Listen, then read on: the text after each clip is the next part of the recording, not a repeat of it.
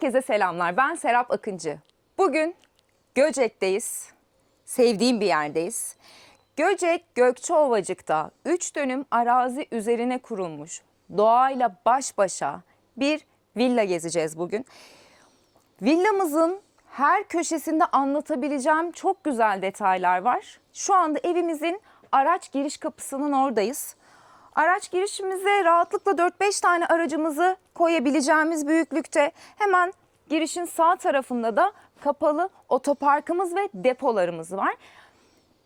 Villamız yapılırken ne taşına, ne toprağına, ne ağacına, ne çiçeğine, ne de böceğine zarar verilmemiş. Yamaça kurulmuş bir aslında ev burası. Burası yapılırken de oradan çıkan taşlar, kayaların hepsi evin içinde kullanılmış malzemeler. Hatta bazı yerlerde hala el değmemiş kayaları da göreceksiniz. Elektriğin bir kısmını kendi üretiyor. Güneş panellerimizi zaten göreceksiniz.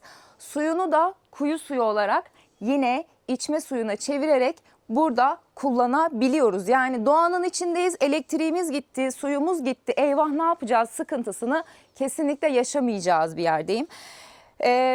Evin içinde çok detay var, evin dışında da çok detay var. Ben yavaş yavaş aslında evin içine girmek istiyorum. Burası 4 yatak odalı bir villa. Evimizin ana giriş kapısı bu tarafta. Hemen sağ tarafta sonsuzluk havuzumuz, tenis kortumuz, oturma alanlarımız, barbekü alanlarımız, hepsini tek tek gezeceğiz. Hiç merak etmeyin. Yine şahane.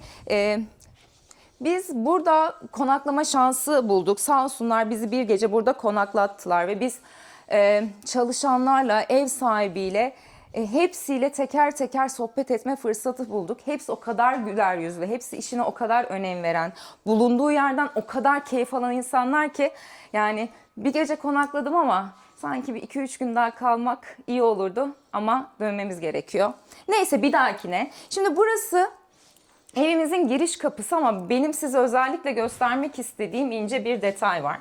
Evimizin sahibiyle sohbet ederken özellikle altını çizdi. Sürdürülebilirlik, doğaya zarar vermemek, insan eli değmiş ince işçilik, yani tüm duvarlar aslında sıva ve tek tek el işçiliğiyle işlenmiş farklı figürler göreceksiniz. Banyosunda, bahçesinde, evin içinde. Ben buna bayıldım. Bununla ilgili ayrıntılı olarak zaten Ahmet Bey'le de görüşeceğim. Şimdi birazcık daha evin kapısına yaklaştığımızda burada bir cam detayı görüyorsunuz. Burası mutfağa bağlı. Burayı ben size içeriden göstereceğim. Yine gün ışığını buradan da almış. Çok duvar kullanılmamış. Her yer cam. Buyurun gelin evi birlikte gezelim.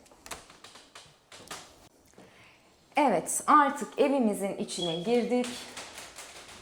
Büyük, yüksek kapıları evin girişine farklı bir görkem katıyor. Birazcık bana yaklaşır mısın? Ben burayı anlatmak istiyorum. Çünkü basit gibi görünen işte ayakkabılarımızı çıkartıp ceketimizi asacağımız dolap ama bu sürgülü camla gözlüğümü çıkardığımda ışığı daha net göreceğimi hissettim.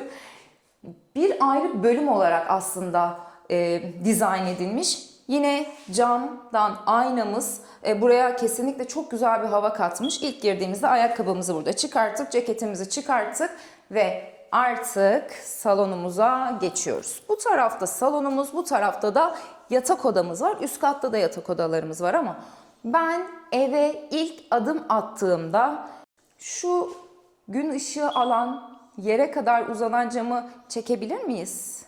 Tabii ki çekebiliriz.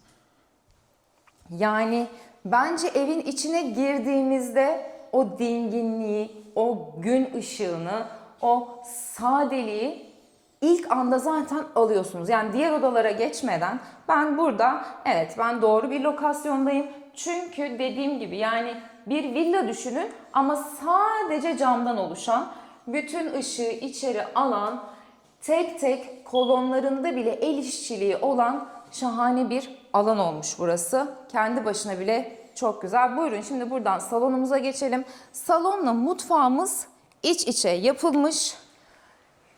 Yüksek tavanlı, yere kadar uzanan camlar. Kapımızı açtığımızda havuzumuza, sosyal alanlarımıza inebileceğimiz yakınlıkta muhteşem bir salon olmamış mı? Çok keyifli Yani gerçekten.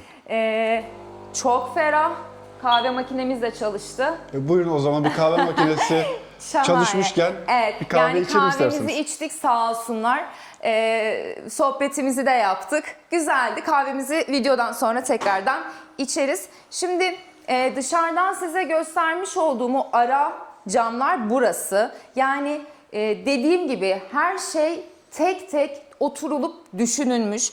Işığı daha çok nasıl alabiliriz? Evi nasıl daha doğanın içine uyum sağlayabiliriz? Diyerek detay detay aslında hepsi el emeği bir yer olmuş burası. Değil mi?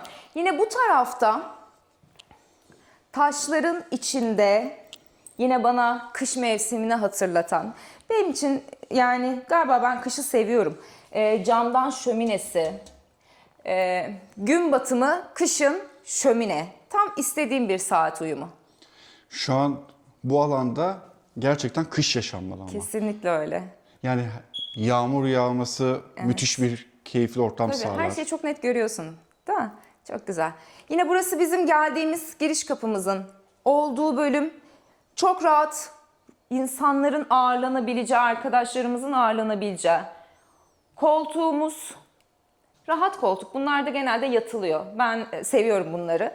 Rahatlıkla televizyonumuzu izleyebileceğimiz, televizyonumuzu kapatıp kitabımızı okuyup doğayla baş başa vakit geçirebileceğimiz güzel bir oturma alanı olmuş burası.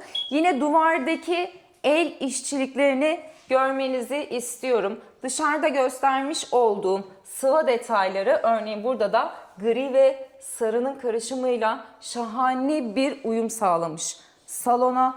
Yine 8 kişilik bir yemek masamız var. Mermer detaylı. Yine altında da şahane bir ahşaptan sandalyelerimiz. Ahşabı, taşı, sıvayı evimizin her noktasında aslında göreceğiz. Burada yine büyük bir buzdolabımız.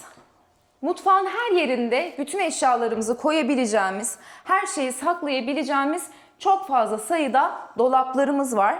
Bu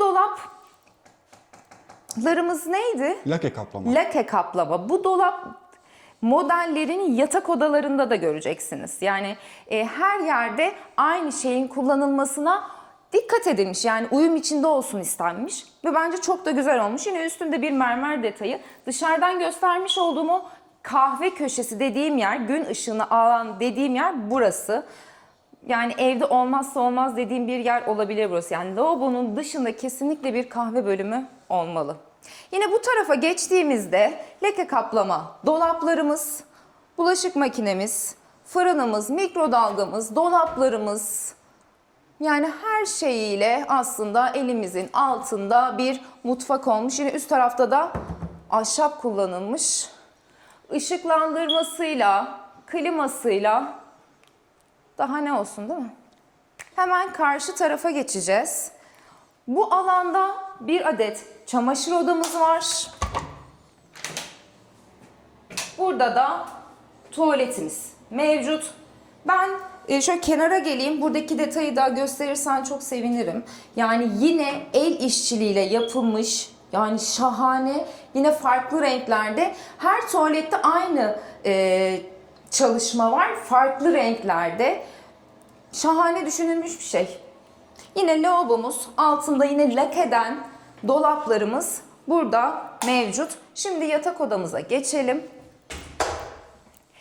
Burada yine anneannemin evinden kafamdan tasarladım. Bana göre yüklük ama bir dolaptır burası. Tüm eşyalarımızı rahatlıkla koyabileceğimiz bir yer olmuş. Ben dolap seviyorum çünkü bir şeylerin üstünde ekstradan kıyafet, biblo ya da havlu görmeyi çok seven bir karakterim yok. Benim bugün yani dün gece konakladığım yer burasıydı. Sana da söyledim. Sen de başka bir oda seç dedim. Sen üst katı tercih ettin. Sabah 6'da burada uyanmak, şu an kuş seslerini belki duyamayabilirsiniz ama yani doğanın içinde uyanmak, bu ahşap kokusuyla perdeyi açtığında tamamen ağaçların içinde olmak, evet dedim yani güzel bir yerde güne başladım. Güzel bir çekim olacak. Güler yüzlü çalışanlar, güler yüzlü bir ev sahibiyle güne çok güzel başladık değil mi? Sen nasıl uyandın burada? Şimdi üst tarafa çıkınca farkı göreceksin. Muhtemelen ben daha keyifli uyuyamış olabilirim. Belki de tercih meselesi. Ve ağaçlara daha yakındım. Yani Değil mi? şimdi göreceğimiz hani alandan ziyade hem üst kat hem açıldığı gibi ağaç dalları benim balkonuma yaklaşıyordu. Öyle mi? Evet. Neyse, ben odamdan çok memnun kaldım. Yine burada aslında evimizin bir kısmı doğal bir yapı gibi düşünün, bir kısmında modern bir dizayn, klasik yapı olarak düşünebilirsiniz. Yine aynı mobilyalar burada da kullanılmış, çıtalarımız arasındaki ahşaplar yine aynı şekilde burada da kullanılmış. Duvar detaylarımız, bahsetmiş olduğum el işçiliği, çok fazla söylemiş olabilirim ama insan elinin tek tek yaptığı her şeye vurgu yapmak, bence vurgu da yapmalıyız çünkü büyük bir emek var. Doğanın içine zarar vermeden, doğanın her bir parçasını kullanan bir evdeysek bunu da benim anlatmak görevim diye düşünüyorum. Yine bu tarafta bir çalışma alanı var. Yani hem ahşap hem doğanın içindeyiz ama yeni bir sistemden de vazgeçmiyoruz, modadan. Teddy sandalyemiz var. Orada yine bir televizyonumuz. Buradan hemen yan tarafa bahçeye açılan bir bölüm. Zaten birazdan bahçemizi gezeceğiz. Orada detayları sizlere anlatacağım. Bu tarafa geçtiğimizde ise giyinme odamız var. Yine bir sürü dolap. Bence fazla yeterli. Bir adet burada boy aynamız, bir masamız. Yine bu tarafa geçtiğimizde odamıza ait, yine göstermekten keyif alacağım, şahane bir banyo ve tuvalet. Evet, burada da mavi sarı tonları tercih edilmiş. Yani çukurlamaları, tekrardan çıkıntı yapmaları, çok güzel bir emek var. Banyosu gayet güzel. Mermerden yapılmış bir tezgahımız, altında ahşap çekmecemiz. Yine aynı şekildeki mobilyalarımız da burada kullanılmış. Şimdi buradan artık üst kattaki yatak odalarımıza geçeceğiz. Sonrasında da dış mekanda birlikte hem havuzu hem de tenis kortumuzu gezerek videomuzun sonuna geleceğiz. Üst kata çıkalım. Buyurun birlikte gezelim. Evet, şimdi üst katımıza çıktığımızda, yani her alana çıktığımızda detayları burada da göstermek istiyorum size. Duvardaki aplikler ince işçiliği daha net göstermiş. Zaten detaylı çekimde bunları göstereceğiz değil mi Barış? Yani bunlar güzel durmuş. Bir de tavana kadar ilk anlattığım o cam detayı, yani her yere çıkarken mutlaka ağacın dalını, o manzarayı kesinlikle görmek insana huzur veriyor. Burada kurutulmuş bir lavanta var. Dışarıda çok güzel lavantalar var bahçemizde. Ben size göstereceğim. Üst katımıza çıktığımızda da sağda ve solda 2 adet yatak odamız ve banyomuz var.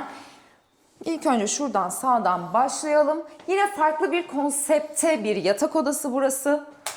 Işıklarımızı yakayım. Aslında gün ışığını da size göstermek istiyorum ama galiba ışıkları yakınca da farklı bir keyif oluyor.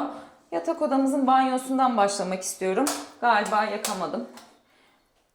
Oldu mu? Şimdi oldu. Evet. Yine burada aşağıda gösterdiğim duvar detayı, el işçiliği tamamen mavi tonlarından. Yani bu evin bence en çok anlatılacak yerlerinden bir tanesi.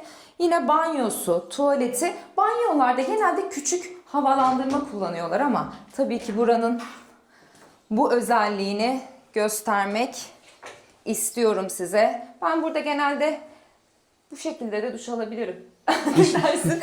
Yani doğayla baş başa kocaman bir cam. Banyo şahane. Buradan yatak odamıza geçmeden önce burada ahşap arasındaki hasır dolaplara ben bayıldım. Bunları bir gösterelim. Şöyle kapıyı açayım mı? Yine bir sürü dolap. Her eşyamızın rahatlıkla sığabileceği, böyle eski otantik bir ev havası var değil mi burada? Kesinlikle mi? otantik bir Yani hava katmış. Her odada farklı bir ambiyans. Işığı bence açmayacağım. O gün ışığını burada hissedin istiyorum. Senin kaldığın oda. Evet. Çok Şu güzel. an evet. Çok güzel. Ama benimki de çok güzeldi. Yani muhtemelen bir akşam daha kalabilseydik Evet. Değiştirirdik. değiştirirdik. Evet, sen aşağıda, Çünkü ben burada aslında kalırım. farklı şeyler hissettiriyor. İkisinin de farklı Evet, bir havası var. buranın da bu ahşap kokusu, bu tarafı sonra göstereceğim. Yani yine otantik bir havada, yine ama bu tarafa geçtiğimizde yine tedi koltuğuyla, modern bir dizaynıyla birbirine uyum sağlamış şahane bir yatak odası. Çok yüksek tavanlı, ahşap, sarkıt avizemizle, yine duvardaki yeşille sarının birleşimi olan el işçiliği sıvamızla, şurası böyle eskiden böyle ahşaptan, hasırdan radyolar vardı. Sen hatırlıyor musun Evet, bilmiyorum. Gerçi evet, aynı evet. yaştayız ama yani bana onu hatırlatıyor. Sanki burası radyonun bir bölümü gibi. Bu Dolapla yatak çok tamamen güzel uyumlu. olmuş. Evet, yani buranın konsepti farklı. Burada bir çalışma alanımız var. Yine tedi sandalyemiz köşede, çok tatlı. Benim de evimde kullandığım tedi koltuğum güzellik katmış. Şahane bir yere geçeceğiz. Biraz sineklerimiz var ama çok normal. Doğanın tam içindeyiz. İşte Burada ben kastettiğim buydu. konuşmayayım.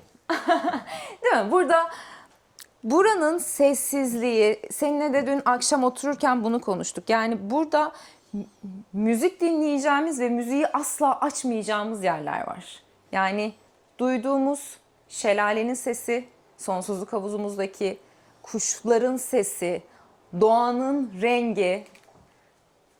Buraya da artık herhalde yani söylenebilecek bir yer değil burası. Ben buraya bayıldım. Şahane bir alan olmuş. Bu tarafta yine saunamız var. Saunamızı da gösterirsen çok sevinirim. Yatak odamızın ayrı bir bölümü olmuş burası. Yine altta hemen ufak bir korumalı cam. Yine ahşabın içine yapılmış bir cam detayı. Her yerden bütün manzarayı evimizin içine taşıdığımız bir yer olmuş.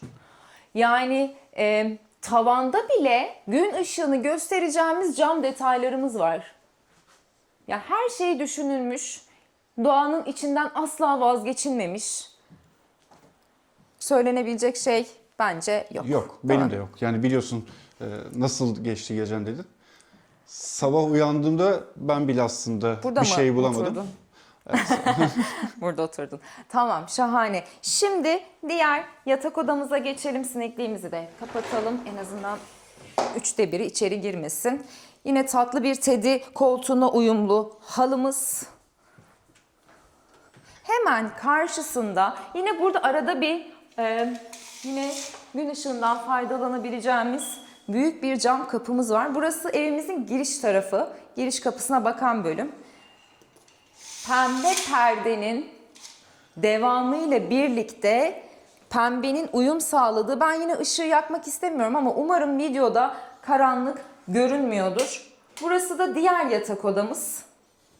Dediğim gibi pembenin yoğun olduğu yine bir el işçiliği duvar detayımız, duşakabinimiz, tuvaletimiz, yine yatak odalarına uyum sağlayan ahşap çekmecemiz içi hasırlı. Yani her detay hepsini bir geçtiğimizde yine çift kişilik. Az önceki yatak odamızın aynısı olan mobilyadan burada bir çift kişilik yatak odamız var. Yine bir çalışma makyaj masası da diyebiliriz. Burada bir tane dolap. Pembe perdelerden uzaklaşıp evimizin havuz bölümüne bakan kısmına da buradan ulaşabiliyoruz. Sesi duyuyorsun değil mi? Şahane. Sessiz de çekebilirdik videoyu. Her şeyi dinleterek. Evet, şimdi üst kattaki yatak odalarımızı da bitirdikten sonra alt katta ayrı bir yatak odası var. Ayrı bir bölümde yatak odası var. Oraya geçelim. Sonra da artık bahçemize inme zamanı. Gelin birlikte devam edelim. Hayatım, Efendim, geldin mi? devam Ben- edebilir miyiz? Ben biraz senden önce çıktım. Her alanı hemen fırsat buldukça değerlendirmeye çalışıyorum.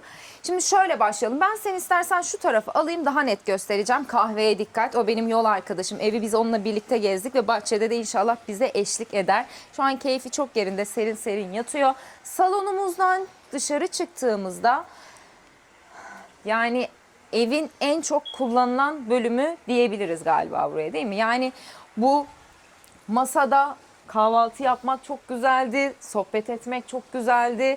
Yani en çok vakit geçirdiğimiz yer oldu sanırım, değil mi burası? Yine burada tek tek el emeği, göz nuru uğraşılmış bir taş duvarımız. Şu detayları da gösterirsen çok sevinirim. Mumluk gibi yine sıvadan yapılmış çok keyifli bir detay var burada. Bu tarafta da içme suyumuz var. En başta söylediğim gibi kuyu suyu kullanılıyor. Burası içme suyu. İçme suyun kaynağına birazdan ineceğiz. Tenis kortunun hemen yanında. Orayı da size göstereceğim. Ama dediğim gibi diğer yatak odasını bu taraftan gösterelim. Burası ayrı bir alan olarak yapılmış. Evimize giriyoruz. Evet. Şahane bir yatak odası. Yine duvardaki sıva detayları. Çini gibi olmuş burası, değil mi? Tabağın üstüne işlenmiş bir çini detayı gibi olmuş. Yine ahşap içi hasır mobilyalarımız burada da var. Yine burada da komodinlerimiz ahşaptan. Duvardaki el işçilikleri çok güzel. Ben hemen şu tarafa geçtiğimde yine burada bir çalışma masamız, makyaj masamız, teddy sandalyemizle ben artık giriş kapımı buradan kapatıp buradan dışarı çıkmak istiyorum. Evet. Buyurun. Öncelikle şöyle bir hissedelim bence burayı, değil mi? Buradan dışarı çıktığımızda hemen diğer taraftaki salondan çıktığımız bölüme de bağlanıyor bu nokta. Buradan artık yavaş yavaş aşağı ineceğiz. Son olarak havuzu göstereceğim. O yüzden çok fazla detay vermiyorum. Buradan alt kata inelim. Köpeklerimiz ve kedilerimiz var bahçede. İnşallah onlara denk geliriz.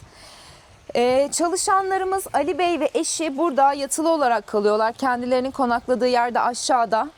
Farklı farklı çok fazla çiçek var ve hepsini Ali Bey'in eşi üretiyor. Kendisi bitki üretimiyle uğraşıyor. Bunların ismini bana söylemişti. Ben yine unuttum. Çok güzel rengi. Umarım siz de detayda görebiliyorsunuzdur. Buradan yavaş yavaş aşağı indiğimizde farklı tip ağaçları, rengarenk çiçekleri gördüğümüz bir merdiven alanı olmuş. Dediğim gibi burası havuz alanı ama orayı hemen sonra anlatıyorum. Lavantalar. Benim galiba en sevdiğim. Hatta düğünümde davetiyemde de lavanta vardı, değil mi? Hatırlıyor musun? Evet, ben lavantayı çok severim. Kokusu çok güzel. Buradan yavaş yavaş inelim. İsterseniz aşağıda tekrardan buluşalım. Evet, yavaş yavaş bahçe alanımıza indik. Yine fırça çiçeklerimiz bize eşlik ediyor. Kahve, gel. Gel kahve. Evet, kahve de buranın dostlarından bir tanesi. İnanılmaz sevecen canlılar. Bir tane kocaman bir ismini unuttum ama asıl ana canlımız oymuş. Bu da arkadaşları bizi terk etti. Neyse burası buranın dediğim gibi yamaça yapılan bir ev burası. El değmemiş bir kayamız var. Sanki özellikle yapılıp buraya konulmuş gibi. Ama asıl işte bahsettiğim şey hiçbir şeye zarar vermeden buraya tık diye oturtulmuş bir ev olmuş burası. Yine halattan korumalarımız buraya uyum sağlamış. Yani o işte ne bileyim demir. Ya o çirkin bir görüntü olmamış, değil mi? Yani gri gayet doğal duruyor. Ortama da uyum sağlamış. Yine ağaçlar ve çiçekler arasından inip şahane bir peyzaj alanına gelmiş bulunuyorum. Her alanda yoganızı yapın. Her alanda yuvarlanın. Topunuzu oynayın. Pikniğinizi yapın. Bir sürü ağaç. Yine çalışanlarımızın da konakladığı ev burada. Onlar burada yaşıyorlar. Çok fazla ilgi isteyen bir yer burası. Artık sezon da başladı. Kahve de geldi. Kahve sanırım sana eşlik edecek yol göstermek için. Hiçbir ağaca dokunulmamış. Aşağıda 300 yaşında bir zeytin ağacımız var. Ona birazdan gideceğiz. Çok kıymetli. hem çalışanlarımızın hem Ahmet Bey'in özenle ilgi duyduğu, üstünde de hatta kurdeleler var. Çok güzel bir ağaç detayı, çok güzel de bir gölgelik olmuş orası.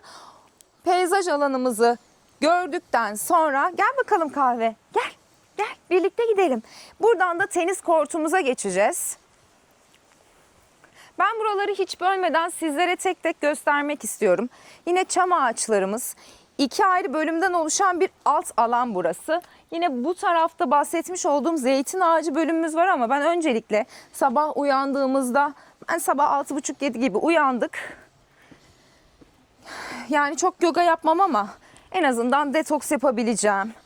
Detoks suyumu hazırlayıp çimenlere yatıp günaydın diyebileceğim bir peyzaj, çim alandayız. Bahsetmiş olduğum kuyu suyunu buradan çekiyorlar. Yani su buradan, depodan geliyor ve diğer depoya aktarılıyor. Orada yumuşaltıp artık içme suyu haline dönüşüyor.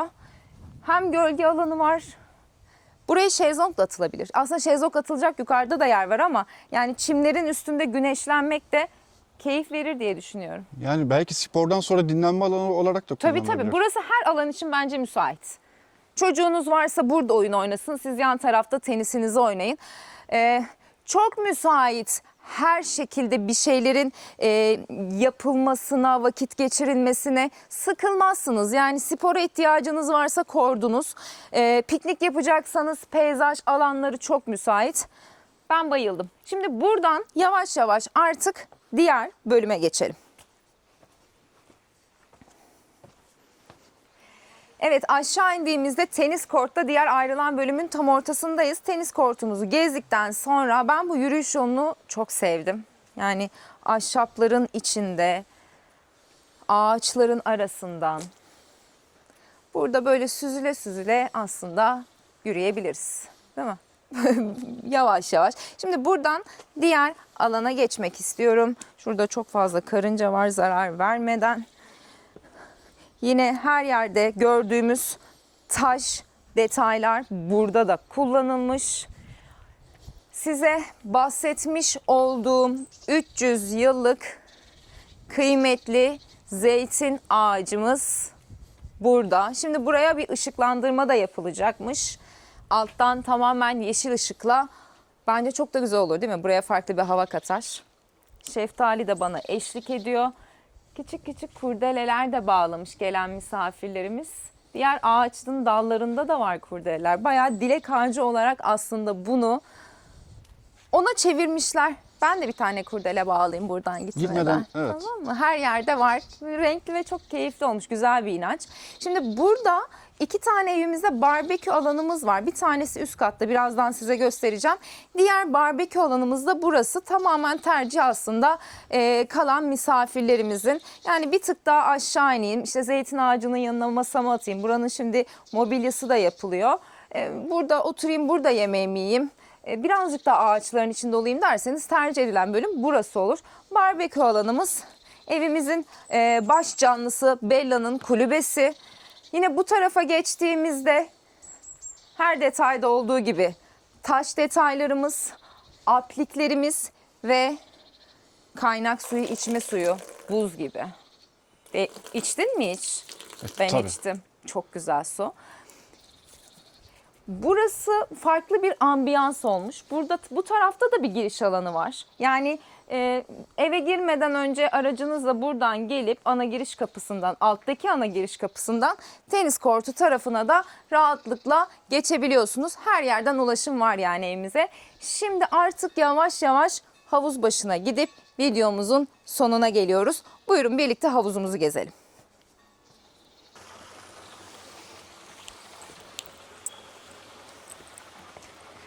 Lavantamı kokladım, havuz bölümüne geldim. Burada yerde farklı detay kullanılmış. Çini seramik diyebilir miyiz buraya? Evet, diyebiliriz. Değil mi? Güzel bir detay olmuş. Farklı tonlarda. Hem havuzumuzla da uyum sağlamış. Buradaki turuncu koltuklar buraya renk katmış. O canlı rengi bazı yerlerde kullanınca ben seviyorum. O patlatma diyorlar ya, o güzel olmuş. Şimdi bu tarafa geçtiğimizde havuzumuzun hemen yan tarafında havlumuzu alıp şezlongda oturmayayım, bir şeyler yiyeyim dediğimiz ya da tavla oynadığımız da diyebiliriz. Bir oturma alanımız var. Güneş panellerimiz zaten görüyorsunuz binanın çatısında. Bu tarafta depolarımız. Bahsetmiş olduğum ana barbekü alanımız da burası. Tabii ki bu daha güzel. Yine ahşabın ve siyahın birlikte olduğu tam bir barbekü değil mi? Kesinlikle öyle. Yani çok güzel bir yer olmuş burası. Her yere yakın olması da çok güzel. Evet yani mutfağa yakın, havuza yakın. Burada barbekümüzü yaptık, burada bir şeyler yedik. Buraya masa bile atılır ya da orada zaten yemeğimizi rahatlıkla yiyebiliyoruz. Şimdi ben havuzumuza geçmeden önce sanki havuzumuza girecekmişim hissiyatıyla genel olarak dışarıdan evimizi size anlatmak istiyorum. Şimdi rahatlıkla görebiliyoruz değil mi şu an evi? Şu an net görebiliyoruz. Tamam, şahane. Şimdi bu taraftan giriş kapımız, araçlarımızla girdiğimiz arkadan ana giriş kapısıyla evimize girdik. Salonumuz, mutfağımız, ayrı bölüm yatak odamız, üst katta bulunan 2 yatak odası, alttaki tenis kortu, barbekü alanı, ben oraya zeytin ağaç bölümü demek istiyorum. Orası farklı bir konsept çünkü. 300 yaşında bir ağaca saygı duymak gerekiyor. Ve artık havuzumuzun başına geldik. Şelale sesi, sonsuzluk havuzu. Yeter herhalde değil mi? Daha ne olsun?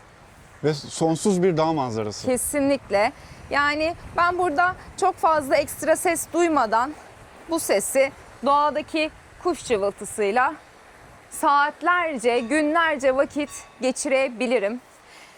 Evet, artık bu güzel turun, bu güzel videonun sonuna geldik. Her güzel şeyin bir sonu olduğu gibi buranın da bir sonu var ama biz videoyu kapattıktan sonra birazcık daha keyif yapacağız burada. Bize kapılarını açan, güler yüzlülüğüyle, ikramlarıyla, konaklatmasıyla evimizin sahibi Ahmet Bey'e, Cem Bey bizim için aradaki köprü oldu diyebilir miyiz? Yani her anlamda bizi buraya getiren, bu videoyu çekmemizi sağlayan Cem Bey'e, kahvaltı ve akşam yemeğiyle, Türk kahvesiyle yaptığı yemek ve yaptığı kahvelerle, çok keyifli sohbetiyle burada çalışan Ali Bey ve eşine sonsuz teşekkür ediyoruz. Biz çok güzel bir gün geçirdik burada. Siz de eğer burada vakit geçirmek isterseniz, burada kalmak ve konaklamak isterseniz bence bu huzuru siz bir kere de olsun tadın. Tüm iletişim bilgilerini videomuzun alt kısmında sizlerle paylaşacağız.